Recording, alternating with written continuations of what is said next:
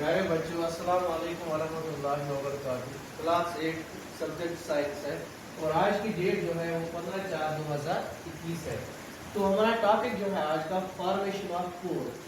Formation of, इससे पहले कि हम फॉर्मेशन ऑफ कोर पे जाए, इससे पहले हम थोड़ी सी जानकारी आपको फॉसिल फ्यूल्स के बारे में देंगे। फॉसिल फ्यूल्स पे जाने से पहले आपको पता है कि फ्यूल जो है, फ्यूल हम उस सब्सटेंस को बोलते हैं जो हमें देती है energy, heat energy on burning. जब हम किसी चीज को जलाते हैं वो हमें वहां से हीट एनर्जी दे तो उस चीज को हम फ्यूल बोलते हैं।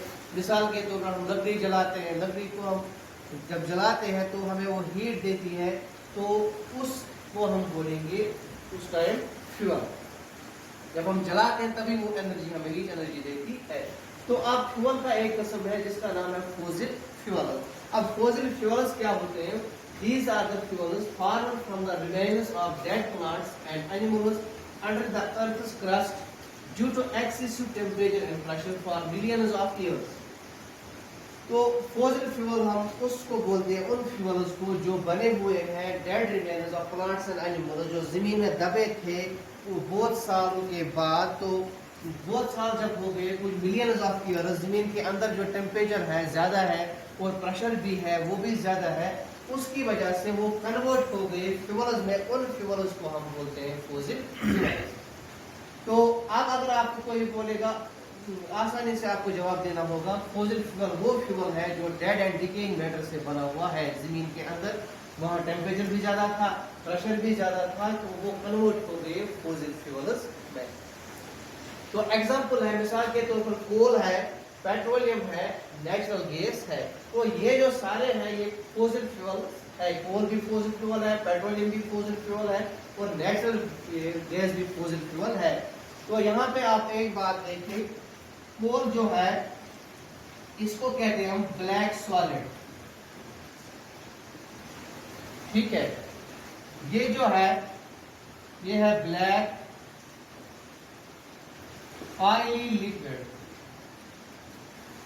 तो अब नेचुरल गैस जो है इसका हमें पता ही नहीं है। ये गैस है, गैस जो होता है ये कलरलेस होता है, ऑर्डरलेस भी होता है। ये गैस है, इसका हमें पता ही नहीं है। तो प्यारे बच्चों, अब हमारा टॉपिक जो है वो है फॉर्मेशन ऑफ कोल। अब हम कोल की बात करते हैं, कोल कैसे बनता है। तो प्यारे बच्चों, आप अपनी बुक पे देखेंगे पेज नंबर 15, वहां पे लिखा है फॉर्मेशन ऑफ कोल। तो अब ये कोल जो है ये कैसे बनता है? तो प्यारे बच्चों, 300 मिलियन पहले, 300 मिलियन ईयर्स, 300 मिलियन पहले जो जमीन पे थे प्लांट्स और एनिमल्स जो थे वहां, और वाटर भी था उस टाइम, प्लांट्स,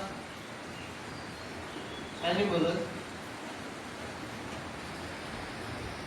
वाटर।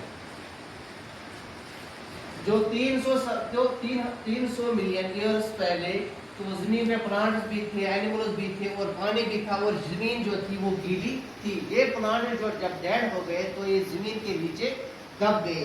जब ये जमीन के नीचे दब गए, इन पे बहुत सारे साल हो गए, इन पे मिट्टी चढ़ गई तो और नीचे दब गए। जमीन के अंदर जो भी है प्रेशर जो है वो ज्यादा है और टेम्परेचर जो है वो भी बहुत ज्यादा है। इस ज्यादा टेम्परेचर और प्रेशर की वजह से ये किस में कन्वर्ट हो गए? ये प्लांट जो और एनिमल जो थे ये कोल में कन्वर्ट हो गए। जैसे कि हम यहाँ पे दिखाएंगे आपको। प्यारे बच्चों, आप देखो, ये हमारी अर्थ है, ये इसका क्रस्ट है। तो यहाँ पे डेनिस फॉरेस्ट थे और एनिमल्स भी थे। अब ये जो प्लांट्स है ये डेड हो गए, जमीन के नीचे चले गए। आप देखो यहाँ पे, अब इनके ऊपर मिट्टी आ गई। ये समझे आप, मिट्टी जितनी जितनी मिट्टी इनके ऊपर आ गई इतने ये नीचे जमीन के नीचे दब गई। ये देखो, ये प्लांट है ये नीचे दब गया, ऐसे ये भी दबेंगे। ये जंगल है, डेनिस फॉरेस्ट समझो आप, ये नीचे दब गए। तो हाई प्रेशर और हाई टेम्परेचर की वजह से ये किस में कन्वर्ट हो गए? कोल में। अब ये समझो आप, ये कोल है, तो इस पूरे प्रोसेस को हम बोलते हैं कार्बोनाइजेशन। क्या बोलते हैं? कार्बोनाइजेशन। जब कार्बोनाइजेशन, हम उस प्रोसेस को बोलते हैं जब डेड वेजिटेशन हाई प्रेशर और हाई टेम्परेचर की वजह से जमीन के अंदर जो है हाई टेम्परेचर और प्रेशर वो कन्वर्ट होते हैं कोल में, उसको हम बोलते हैं कार्बोनाइजेशन। तो इस प्रोसेस को बहुत सारे साल, बहुत हजार साल लगते हैं, तो इसी को हम बोलते हैं फॉर्मेशन ऑफ, तो ऐसे ही कोल बनता है।